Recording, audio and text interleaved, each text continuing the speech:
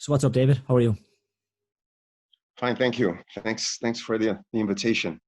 Oh, thanks a million for coming on.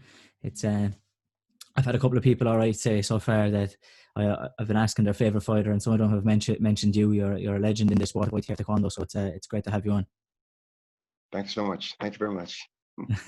So I suppose we'll start the way we start every all these podcasts is how did you get started in Taekwondo? Well, I started in 1986, 1987. At the time, my mom went to do her doctorate degree. She's an organist, like a church pipe organ, and she went to study in the United States. So I went with her, and when we got there, like I like these Bruce Lee movies and things like that. So she looked up in the yellow pages, and she found an ad karate, because in the States they call karate for for it's like Korean karate, or yeah. Yeah. So so I went to the gym and I started training. That's how I started. I started with my first instructor was Miss Kosher, and then a few years later another instructor came to town, and to the gym where I practiced, Mr. Scott, and I trained with them for about 4 years while I lived there. And did you fall in love with it straight away? Was it what you were looking for after watching the Bruce Lee movies? Yeah, it was. I mean, at first I was really young. I was like 7. Uh, so like maybe the first 2 months I took it kind of slow, and then one day I don't know what happened in class that another teacher really gave me a, how do you say it, well, he was really hard on me, and then I said, oh no, I'm gonna quit. So I didn't go for another week, but then I came back, and then I started to train more steadily. And then after Mr. Scott came, then I really started to train really harder for at the time. So and then I got it. I got progress. It was Yeah. kind of quick, yeah. Yeah. And would you have done any other sports at that time when you were younger, or was it you were just focused on Taekwondo? I'm sorry. Would you have done any other sports at that time, or were you just focused on Taekwondo? Well, since I lived in the United States, I did like what kids there do, like uh, skateboarding and a little bit of baseball, basketball, but not too much. When I came back to Brazil, then I started to play soccer a lot, and I tried to get into a club to play soccer, but it didn't happen. But while I lived there, it's just those things. Did you find it hard to find another Taekwondo club to train in once you went back to Brazil, or was it quite easy? No, it was easy, because it was easy, and I was very fortunate because when I got here, then I met my there was a gym kind of close to my house where my teacher had just opened the gym like 6 months before, I think. And I was very privileged because my teacher, he was at the time they were connected to the WTF, and he had just been like second place in the Brazilian Championship. But he was very technical, and he and his teacher, they were very technical in his and with the kicking, and so I was very fortunate, and like the level of training was much higher than in the United States. In the United States, it was more kind of a hobby thing. The way they approached Taekwondo here. It's a lot of training, hard training for competition. So I had I had to adapt. It took a lot of beatings because I came kind of soft, but it was Yeah. good. And was that maybe were you were you excited to maybe start the competition? Was that like you said, you maybe didn't have much of it when you first started? So did you, when you had the opportunity to start competing, did you jump at that opportunity? Yeah, in the United States, I competed like for about 4 times, but it was like in 4 years. So it was like one competition a year. It was the gym there didn't have that mentality. Here in Brazil, when I got here, the gym was all about that. So when I got here, like a few months later, I participated in the state championship, the WTF state championship here, and soon, like about a year later, or uh, uh, my my teacher's teacher, who was Brazilian coach afterwards, he had a long history in the ITF because he was a student from a master who one of the masters who brought Taekwondo to Brazil, Master Sen King, sent by General Choi. But in the 80s, 70s, late 70s, 80s, they had uh, the WTF started to take over. So he came back to the ITF in about 1991, and then we started to compete in the ITF a lot. And how did you find the introduction of patterns at that time then? Yeah, well, we had to re-examine for the black belt at the time, so we had to learn all the patterns in a short period of time. So, but I kind of enjoyed it at the time. It was good. Yeah, would you have competed then in patterns as well, or were you mostly just sticking to the sparring? No, no. When I was young, from I think I competed in patterns until uh, I started when we changed the WTF in '91. I competed in patterns until the '96, until the Pan American Championships in '96. After that, then I stopped. Yeah.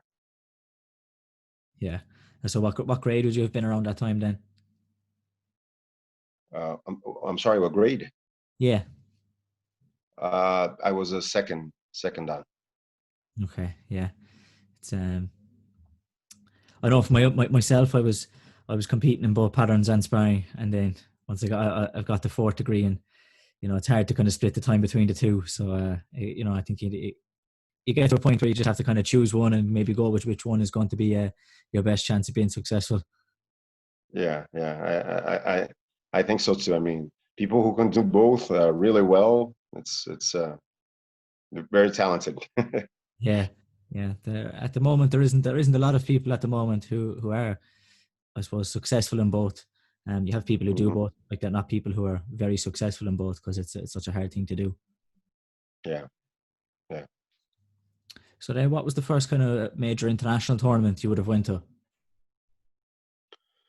Well, the first major one was the Pan American Championship in 1996. It was in Regina, Canada, in Saskatchewan. It was Master Clint Norman who organized the tournament, and that was the first big one, the first big championship, and then the first time I, I succeeded in a big tournament like that. And were you expecting that going into like your first major tournament like that? Were you expecting to win, or was it a bit of a surprise? No, no, no. It was a total surprise. I mean, it was the level here there was really good. The At the time I sparred at up to 71 kilos, so we had a lot of people from Argentina that were really good. We had, of course, at the time, Paul Germain from Canada was still competing, and he was in the Division Two. So it was really hard. It was, but it was yeah. Did you happen to fight Paul Germain at that one? Because I know you fought him in the World Yeah, Championships a little bit later. So did you fight yeah, him at the Pan American Championships as well? yeah. It was the first time we fought. It was and we got to the final, and then and then 1 year later, I fought him again at this tournament in Argentina called America Cup, Copa America, and then in 1997 in the middle of the year in the World Championship in Russia. And was it always a tough fight?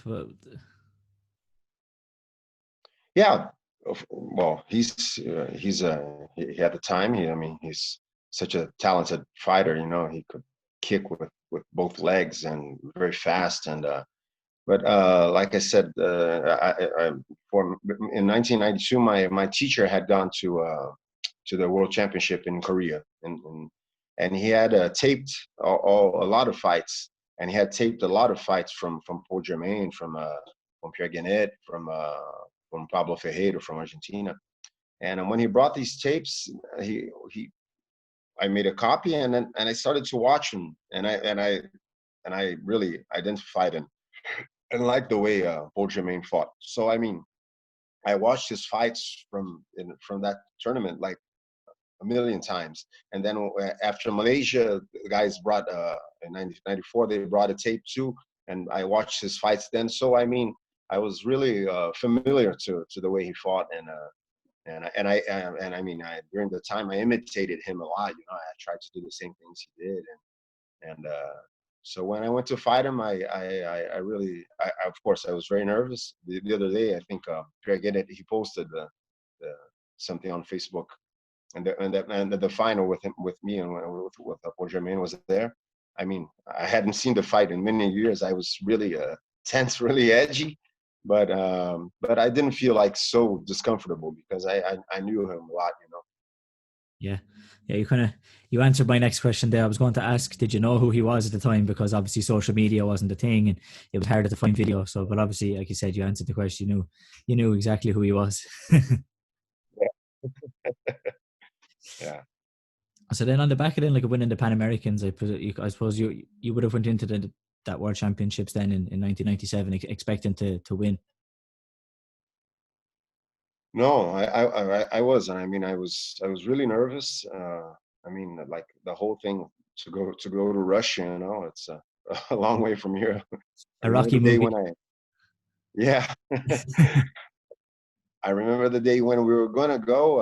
I had to wake up like at, I don't know, 5 in the morning, 4 in the morning to get to the airport. And when I woke up and I said, "Man, I'm gonna take a plane to go to Russia now to fight." I mean, I just had this discharge of adrenaline in my body. Man, I was in bed like so tense, and I said, "Oh man, it was real. I was really really tense about the whole thing." But I know I didn't expect to win it at all. I was just going to see, to compete and see what happened. That for me was all new. Yeah. Would that have been something you would have had to deal with throughout your career? Maybe is nerves and that going to competitions, or is it something you kind of got better at the more experience you gained? Yeah, for sure, I got better about it. With time passing, I got more experience. I was fighting better. Of course, I started to get less anxious, more. I could control that better for sure. Yeah. Yeah, but was there? But obviously, like you said, you had so you're a bit anxious and that before the flight to Russia, but you still managed to obviously win. So was there anything that you kind of did to maybe deal with the anxiousness and the nerves, or was it just maybe did you just get on with it? Yeah, well, I mean, like when we got there, I mean, when we got there, I at the time we had to like be 70. I fought up to 71 kilos, so I had to like do a diet and things like that, and I wasn't too very well experienced in losing weight, like getting down. I weighed about like 74 kilos, so I had to lose about three kilos, and I didn't know how to do it very well. Like these guys nowadays in the UFC, man, they lose like eight kilos, and it's 10 kilos. So but at the time I was very unexperienced in that. So in Russia, I got sick. I got like a flu days before the championship. I was like in bed with a fever and things like that.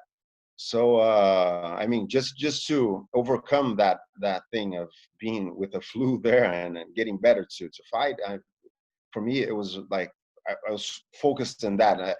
I actually during at the time there when I was bad, I kind of forgot about the championship. I just said I got to get better just to be able to fight. Yeah, so I suppose that helped deal with the nerves. Less focus on the competition and more focus, like you said, on just being able to step on the floor. Exactly. Yeah. Yeah. Yeah, Yeah. but actually, look across all your, you fought a lot of top guys across all your world championship wins, like guys like Neil Ernest and even John Batista and that Rhoda. Um, would you have maybe is there any of them a standout tough final? Well, in the final in Poland against Neil, I mean, I just couldn't fight. He didn't let me fight. He just killed me. So for sure that one was yeah. He just ran me over. So Yeah, but you had a win against him as well in the final of a world championship. So yeah, in 2001, yeah, 2 years before, yeah. yeah, But it was really close, yeah. yeah, it's one of the it's one of the really hard things to do is to win back-to-back world championships. But um, as far as I understand, you won three in a row. Am I right with that? Yeah, I won 97, 99, 2001, and then 2003 I was second place. And then in 2005 I changed weight division. I went to up to 80 at the time. And then I think I got sixth place, I think. And then 2007 I won for the last time. And then 2009 I got a bronze. Yeah, and so like in 1999, where were the world championships in 1999 again? I can't fully It going was back in there. it was in Buenos Aires, in Argentina. We had they divided the world championship, like team would spar, and team sparring, the not the finals, but the selections would the team part would be one play in Rosario, another in Mar del Plata, and other cities from Argentina, and then all the finals and the individual categories would be in Buenos Aires. It was a really good world championship. Yeah, really. So It was in this beautiful stadium in Argentina called Luna Park, very very famous for shows and for boxing matches. Really, in downtown, it's a really beautiful place. It was great. Yeah. would fighting in Argentina be one of from a lot of people, especially here in Ireland, they speak of the World Championships in Argentina in 2009 as the best atmosphere they've experienced. Would you kind of feel the same? The Argentinian atmosphere and fighting in Argentina is a special one. In which one? In 2009 or 99, or Either one, whichever? either Well, one. yeah. Well, I mean, in Argentina, they're really fanatic about Taekwondo. It's crazy. I mean, there's so many people training Taekwondo there. If you walk in Buenos Aires in the street, you see like kids all the time with the dobok pants on, going to training or coming back. So it's really big in Argentina. Um, so in that sense, it's really good to compete there, because people like they love it so much, and the stadiums are always full, and it's really hard. I mean, the level there, because of that, it's very high, and sparring there, a lot of great guys there. So it's good to spar there, yeah, to compete there. Yeah. So what's the popularity like of Taekwondo in Brazil then? Is it comparable to Argentina or is it completely different No, worlds? no, no. No, here in Brazil, like, well, the ITF is like, I think at the time we had the most practitioners. We had maybe this was like in 1990, 94, 95, where we had maybe we had 3,000 tops. Nowadays, I don't know if we have. I don't know. I don't think we have 500 people. I'm not sure, but we don't have the WTF on the other side is very big here. It's really big, um, but it's not. But for sure, like jiu-jitsu here, it's a lot more popular. Thai boxing became very big here too. Judo here is very big. very big. Uh, and then Taekwondo maybe comes in there. The WTF is pretty big. I don't know how many practitioners they have here, but it's big. Yeah. Do you think maybe the Olympic influence kind of affects that? Yeah, I think the thing happened. The thing happened before, because well, when the whole uh, when the WTF started to gain power, or be provided by the South Korean government, they really came in strong here through the masters, and so we had like a mixed thing, ITF, WTF, during the late 70s, but in the 80s it became all WTF, and besides that, the I don't know, Taekwondo became like something, the sport of the moment here, in at least in São Paulo, but in whole Brazil. So it really grew in the beginning of the 1980s, and of course in '88 with the Olympics and things like that. Yeah, and I mean, and they organized themselves well. I mean, they they they they graduated a lot of instructors, and the instructors they teach in the poorer parts of Brazil. So the ITF here is just for practically everybody's like middle class. So it's not spread around. Yeah. I suppose as well with the fact that you have Brazilian Jiu-Jitsu, it's nearly always going to be the biggest martial art in Brazil. So it's hard to compete and get members from that. Oh yeah, no, for sure. No, jiu-jitsu here is very big. It takes and kickboxing, Thai boxing is pretty big too. Like yeah, they're both really big. Have you ever have you tried any of the Brazilian Jiu-Jitsu, or have you stuck to Taekwondo?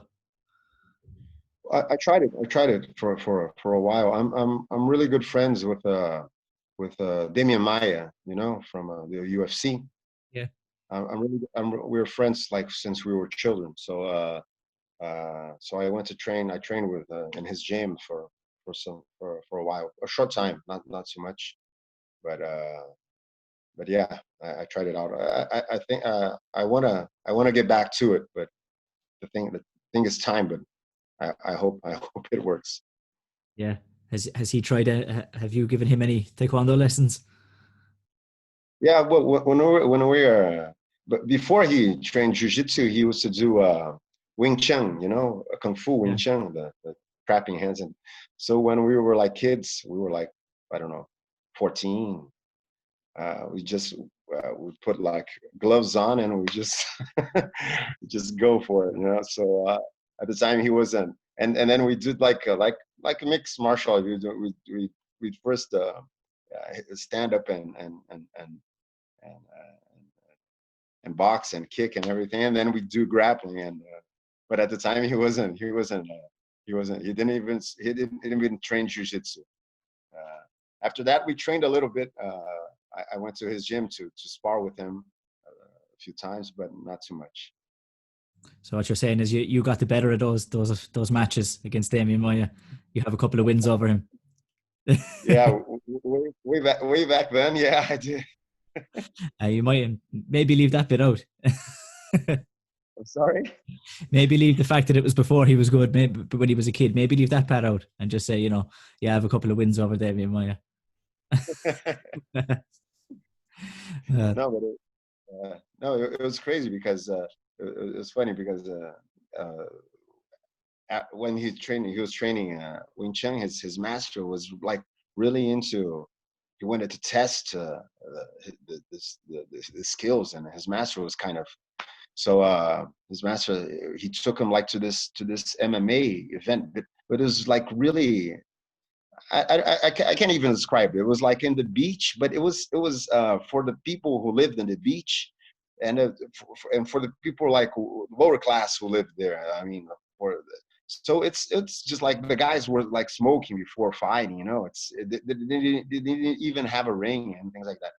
So we went to this thing that Damien was going to fight, but he was going to fight in Wing Chun. So we went there. I went with a camera and filmed it all. It was crazy, man. Like we were, I don't know, 15 years old, 16. It was really crazy. Have you still got? Is there any chance you still have that footage? I don't have it anymore because I gave him the tape. He stayed with the tape, but I haven't seen it yet. But there's like this UFC documentary about not every, but about a lot of fighters from the UFC. And I think there's that he put that tape on the in that documentary. They have a little part of that. I haven't seen it yet.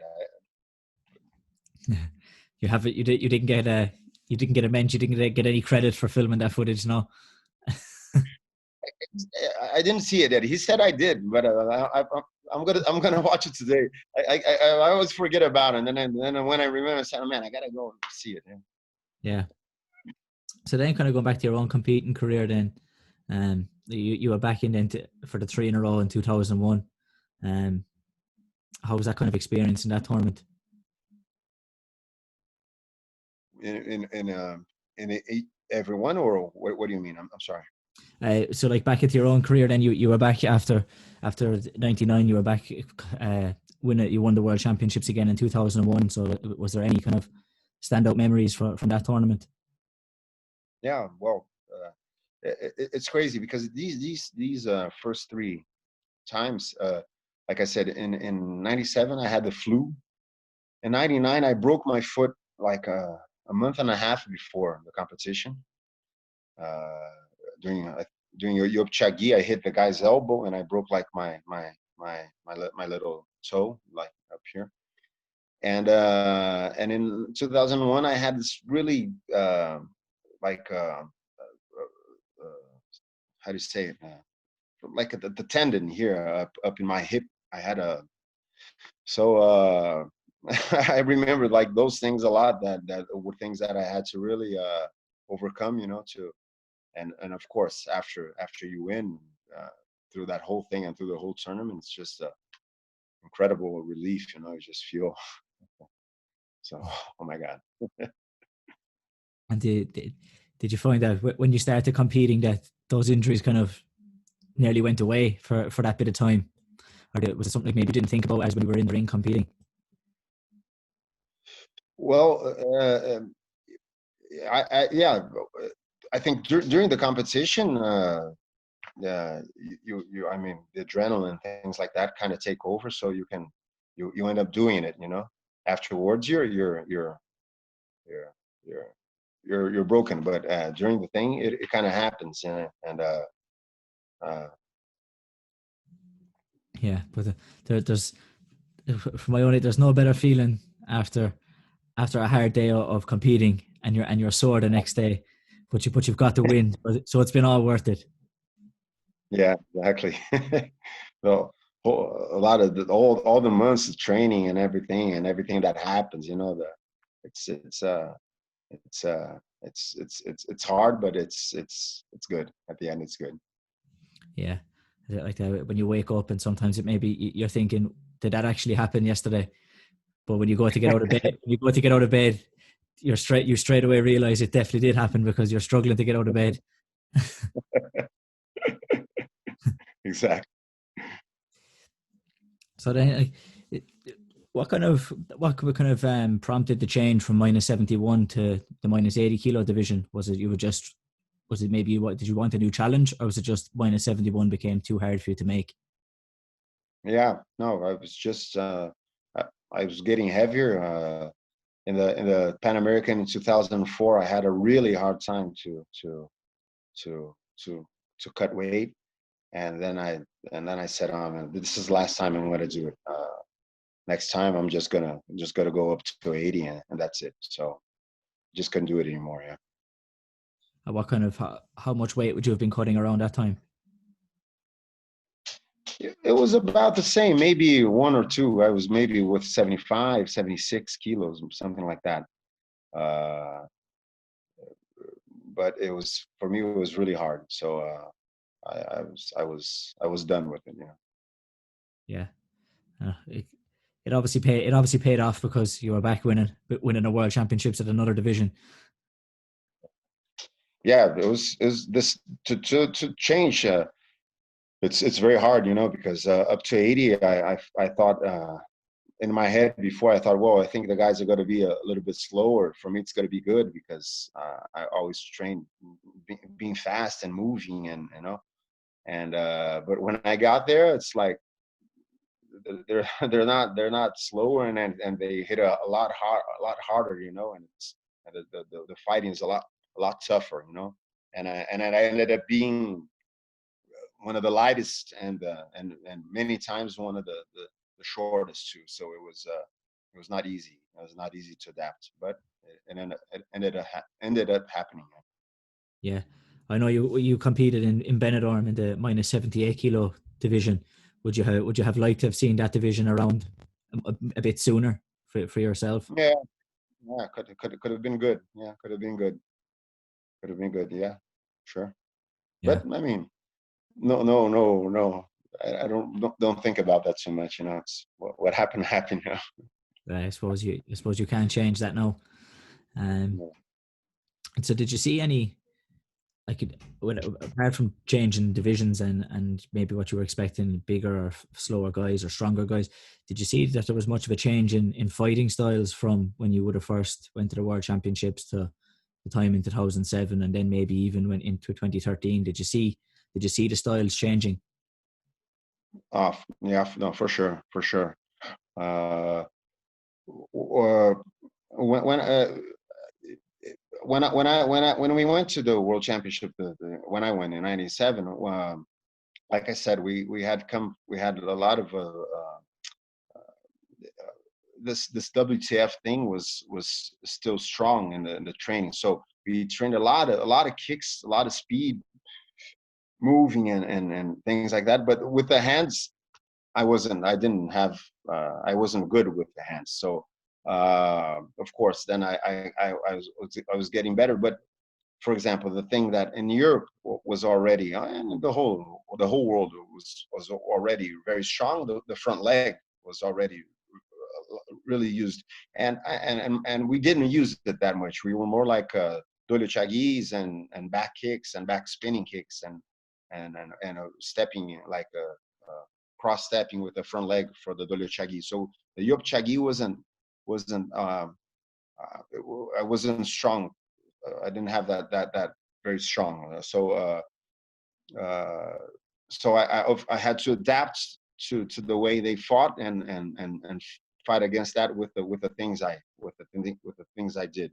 Of course, later on, I started to develop yop chagi and things like that to kind of uh, balance things. But of course, from 1997 to the last one, 2013, it's huge. I think the thing of the control with the front leg in 2013, I saw these guys with like incredible control, just putting it over and kicking and and the thing with the pressure, the distance was not as far away and relaxed. It was really tight and all the time, uh, and from there back leg and really tight like back kicks and coming in with the hand, so the intensity and it got really really really different from the time when I competed. I competed maybe in the time where things were a bit more relaxed. Of course, like I fought Stefan Tapilato in 1999, and he pressures a lot, and the Europeans tend to have that thing, front leg and pressuring and things like that. But I think in 2013, it was different. Yeah, I suppose in 2013 as well, you fought one of the guys who's one of the has the hardest front legs to deal with Colin Adolphs. So because he's so tall and that bit like so he has a good front leg, but then you add the length of that front leg, it makes it even harder. Yeah, exactly. Yeah, he's huge, and he, like, when he, at least with me, I don't know of always, but when he goes with the front leg, he would just lift the leg and then start going. I mean, he wouldn't advance straight, because if he advanced, it's easier to cut, you know. But he would bring it up and then come in, so you couldn't cut him, you know. So it was difficult to find him, yeah, for Yeah, sure. much harder. Yeah. And so then, like, I was actually only watching your final with from 2007 the other day with Jonathan Batista, and the reverse turning kick at the end. Did you kind of feel like that? Did you feel like you were behind and that you needed that reverse turning kick to land to bring the match back? Yeah, I I knew I was losing. I said, well, it's gonna end. I just gotta go for it, you know. Uh, I have a good control of that technique. I like it a lot. 2 years before, I had hit him with a back spinning kick in a tournament here in Brazil, a very hard back spinning kick, like a knockout. And so I said, well, let's try it again, you know. So I just did it attacking, you know. Yeah, it worked. Yeah, but there wasn't any scoring systems at that tournament as far as I can remember or that I'm aware of. So it was kind of just by feel. You felt like you were behind, like you didn't actually know the score. Yeah, yeah. Well, everybody. I think with the score thing, I competed like in world championships 2 times with that. The other times was always like in the head. Well, you know when you get hit, and of course it's subjective to the judges, but you kind of have a thing in your head. You know, you're saying, well, I think I'm maybe 2 points behind, something like that. Yeah. And did you prefer competing with the scoreboard or without? I didn't. The thing is, I didn't have too much time, I think, to adapt to the scoreboard. You know, because I fought in the in the World Championships, but here in Brazil, it didn't happen. We didn't have that here in Brazil, so I didn't really have a chance to play with that. You know, to know how to use it, and it was because it really makes a difference. You know, it's funny. Yeah. Yeah, yeah. I remember the first time I would have fought with the scoring system in 2008. It was the first time we had seen anything like that. And I remember competing, and it was my first time at a major tournament, like at the World Cup in 2008. And I was in the match and I felt like I was going great. I felt like I was winning. But it turned out when the match was over, I looked at the scoreboard and I lost 3-1. I was like, all right, that's not how I felt it was going. But like that, yeah, you develop and you get used to figuring out and taking a glance at the score. Your coach gets used to letting you know what the score is. But yeah, it definitely takes getting used to when you're not used to it. Yeah, yeah, for sure. And so, would you say the sidekick was the biggest kind of thing that kind of changed, that you had to change your own game as you started to introduce the sidekick into your style? Uh, yeah, I think so. The sidekick and to get better with the hands, you know, to get more because for a long time I just used, like, I put my right hand forward and I would just like clash in and hit with the but then I started to develop more things, you know, to attack with a jumping punch, to counter with a jumping punch, to hit to the body, you know, to hit to the liver. So I started to gain more tools, and that really got me more confident, you know, to fight. Yeah. Yeah. So would you have a favorite tournament out of all those championships, out of the 4 world titles that you won? Do you have a favorite? Do you have a standout one? Nah, I don't. I don't. It's each one is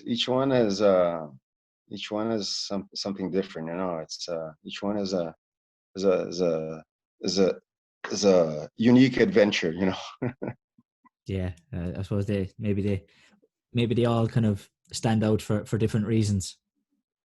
Yeah, exactly. Yeah, would you have a standout country that you've kind of visited, like in terms of just an overall, maybe not the result, but just in terms of the feel or the vibe or the country? Would you have maybe a standout one?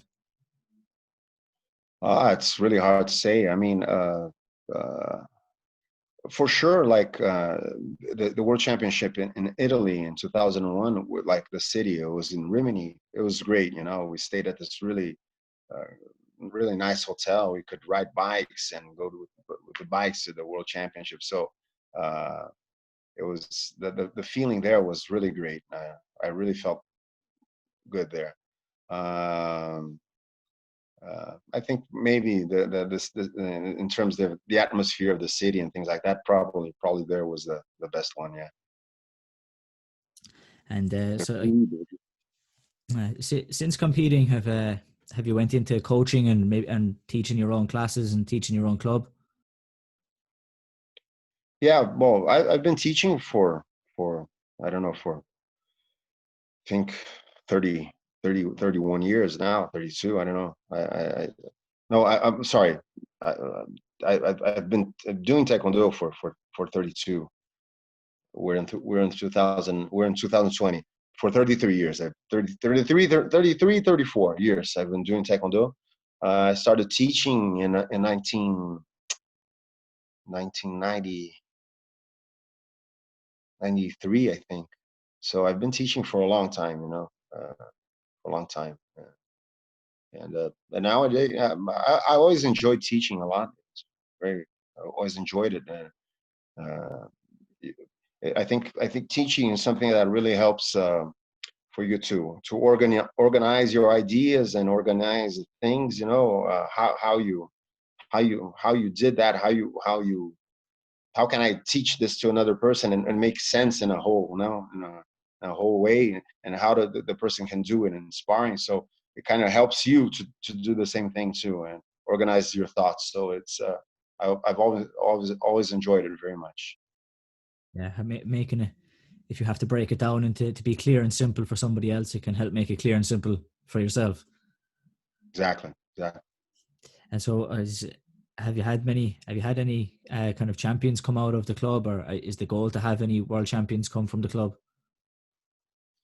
Yeah, unfortunately, I haven't. I've had a student of mine, Emilio Rodriguez, who now lives in Spain. He went to two world championships in Italy and Poland, uh, but he was the only one that went to world championships. So I didn't have anybody.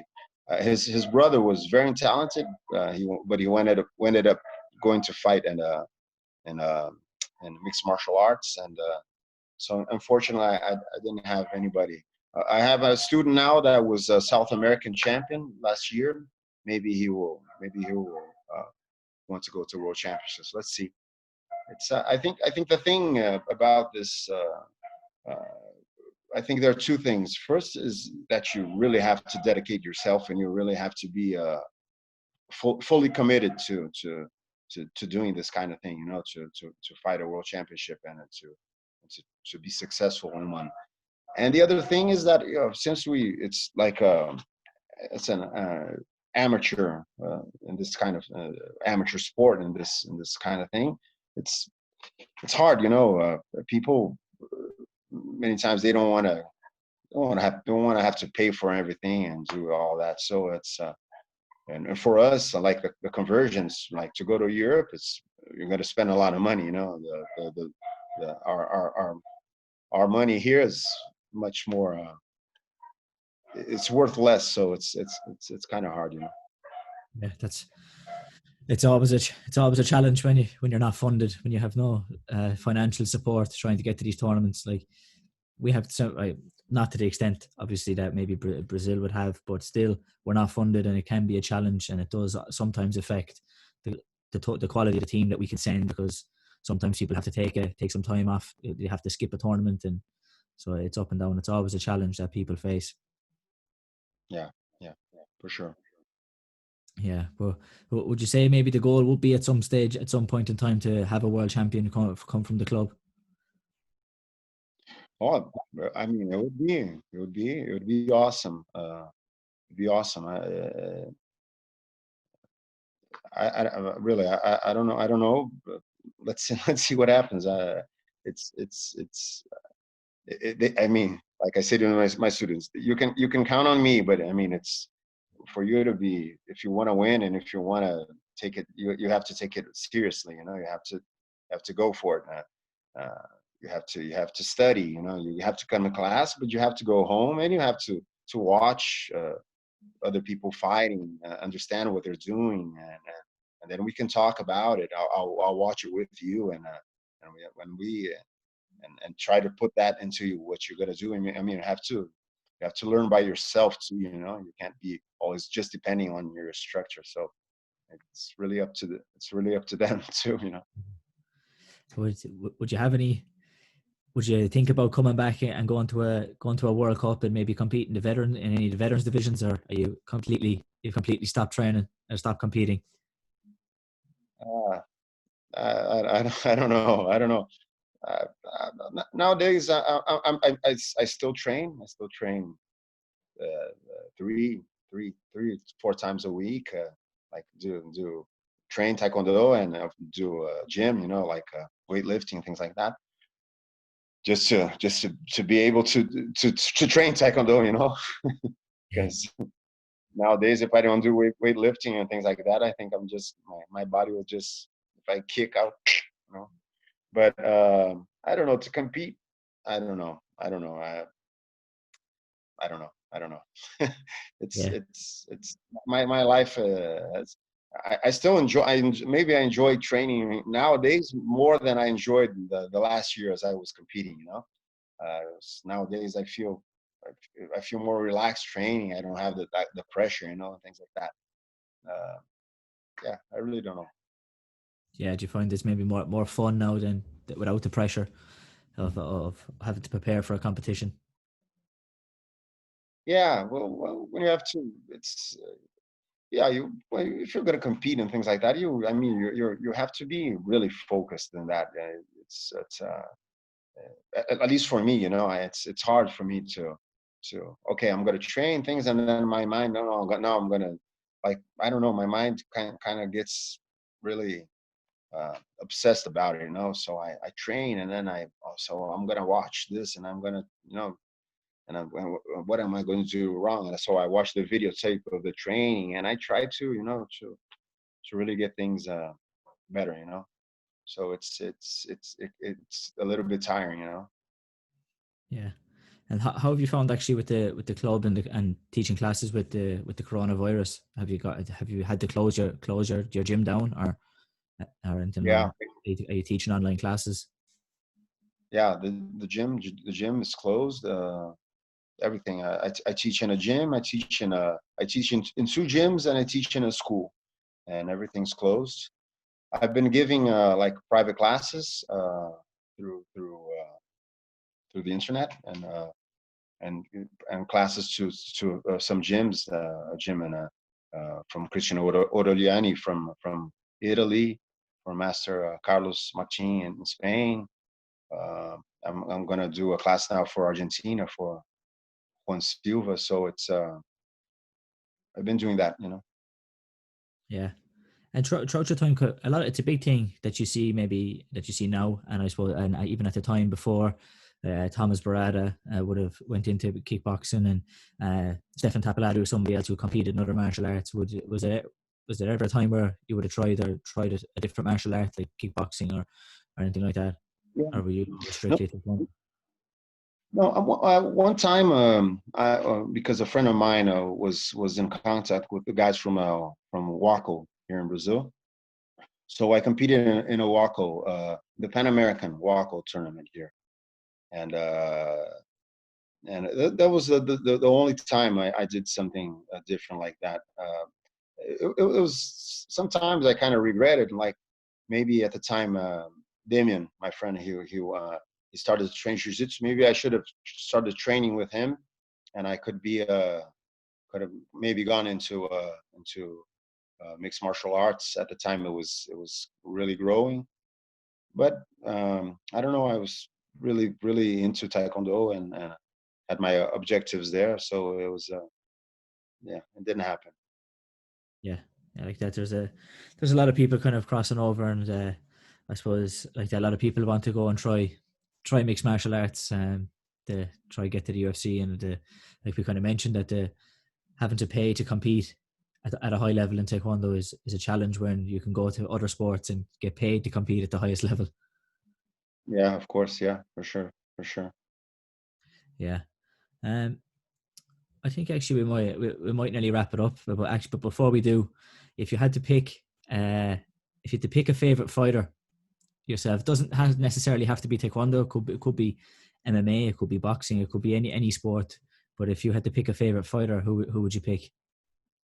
That's really hard, man. The favorite fighter is really hard. I could say a list of favorite fighters, but one, it's hard. In Taekwondo, I mean, I admire so many people.